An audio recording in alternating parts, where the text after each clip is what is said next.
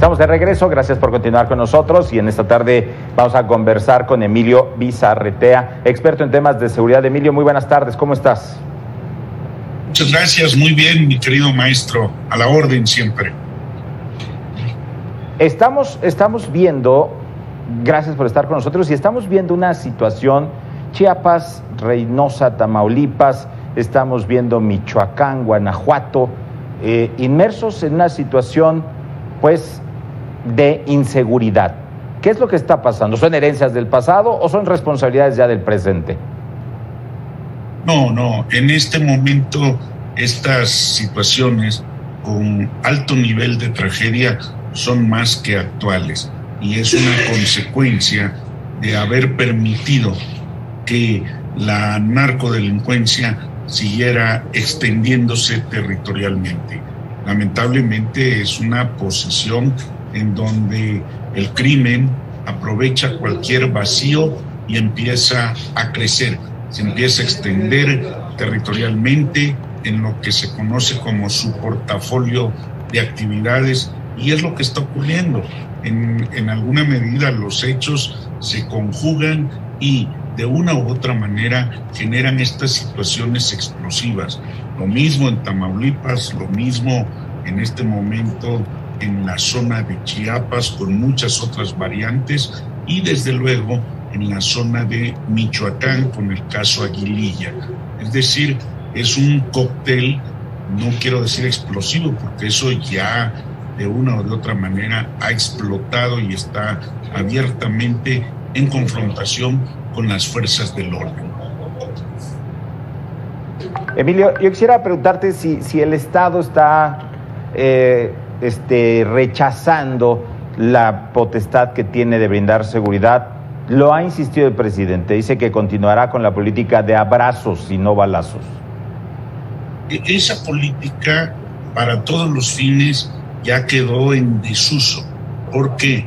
Porque aun cuando el presidente podría estar atacando esas tendencias liberales o neoliberales, con la actitud y con el orden que se ha generado tanto a las Fuerzas Armadas como a la Guardia Nacional, de no atacar, de no confrontarse, de no perseguir objetivos que antes estaban considerados como delincuentes abiertos, en este momento pareciera ser que la decisión es déjenlos hacer, déjenlos pasar, y hemos entrado a una especie de neoliberalismo en la inseguridad que favorece a los delincuentes y pone en estado de indefensión a la sociedad, a las comunidades, en donde en este momento se están generando conflictos de alto nivel por las muertes, por los homicidios dolosos que se presentan, no solo entre los grupos, sino que están afectando, insisto mucho en ello, a la población. Esta política, esta situación va a generar vacíos.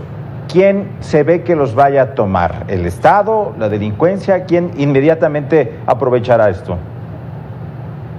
Cuando tenemos en el ámbito de la seguridad, cualquiera que sea esta, la nacional, la interior o la seguridad pública, los vacíos de poder, cuando se observan, no hay ningún vacío de poder en términos de inseguridad. Cuando el Estado o el gobierno asumen que hay ciertos vacíos entre los grupos, significa que no está visualizando quién tiene el poder real, porque en esos ámbitos el vacío de poder supuesto es un vacío que se ha trasladado de un grupo a otro y en alguna medida representa un control territorial muy fuerte. Es decir, difícilmente hay vacíos de poder, y si el gobierno o el Estado, representado por el gobierno, manifiesta esa cuestión, significa que no está observando esencialmente el problema, la situación, o simple y llanamente se está haciendo en la política de avestruz. No quiere observar un problema o no lo quiere atender. Esta situación, ¿qué nos puede traer? ¿Qué nos puede traer en lo social, en lo económico, de las comunidades distintas? En muchos ámbitos lo más grave es que se pierde no solamente la credibilidad y confianza ante las autoridades o ante las fuerzas del orden, se pierde toda capacidad de realizar la actividad cotidiana, se pierde la tranquilidad, porque no es una cuestión que en el momento en que están interviniendo estos grupos en ciertas regiones signifique que si no haces nada no te van a molestar o no te van a ir. No, la verdad es que atacan, se confrontan, te visitan en tu casa, en las áreas de trabajo, a donde quiera que estás. Es decir, se pierde en absoluto y por completo la tranquilidad y la capacidad de desarrollar actividades productivas a favor de la manutención de las ciudades, de las familias, y obviamente no hay posibilidad de mantener otras actividades como la educación o la salud. Es decir, se acaba y se pierde. Es lo que estamos viendo y ya lo visualizamos en muchos lugares, tanto en Guanajuato como ocurrió en Jalisco, como está ocurriendo, insisto mucho, en el tema de Aguililla, que ha cobrado una gran dimensión internacional, o lo que está ocurriendo en este momento en la zona de Chiapas, donde se está complicando el tema por los distintos grupos étnicos, pero también por los temas de migración, por los temas que tienen que ver con problemas que se internacionaliza un conflicto.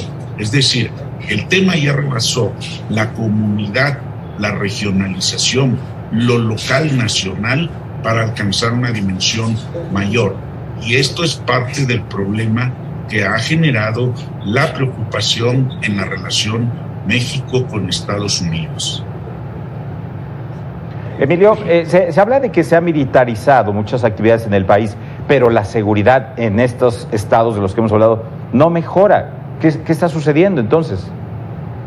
No, hay una, vamos a llamarlo, un doble posicionamiento. La militarización en términos de la sociedad está estableciendo que las Fuerzas Armadas en particular, junto con la Guardia Nacional, están asumiendo responsabilidades que tradicionalmente no les competían. Hoy en la mañana se habla ya de que la agencia aduanal va a pasar o va a ser manejada, aún en lo operativo, por la Secretaría de la Defensa y o la Secretaría de Marina. Este es un tema de alta discusión en este momento porque significa que los activos civiles no están respondiendo adecuadamente. Escuchamos la voz del presidente diciendo que con el afán de evitar el intercambio de productos ilícitos y que no haya tal corrupción y que haya mayor control. Pero el tema no tiene que ver con las Fuerzas Armadas, el tema tiene que ver con los procesos.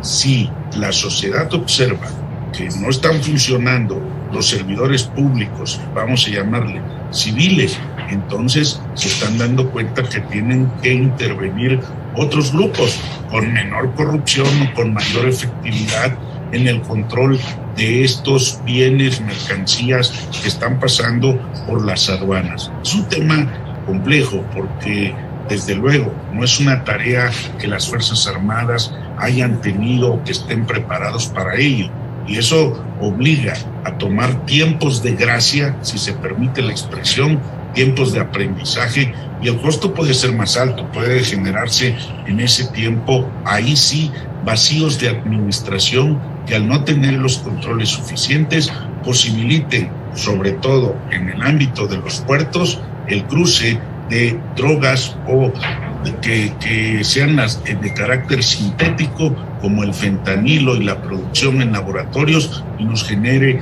daños colaterales de alto nivel por el valor que tienen estas mercancías. Pues Emilio Bizarretea, te agradezco mucho, experto en temas de seguridad, estos minutos con Mega Noticias TVC. Bueno, un placer siempre y a la orden. Gracias. Muchas gracias, buena tarde. Nosotros hasta aquí llegamos con esta media hora.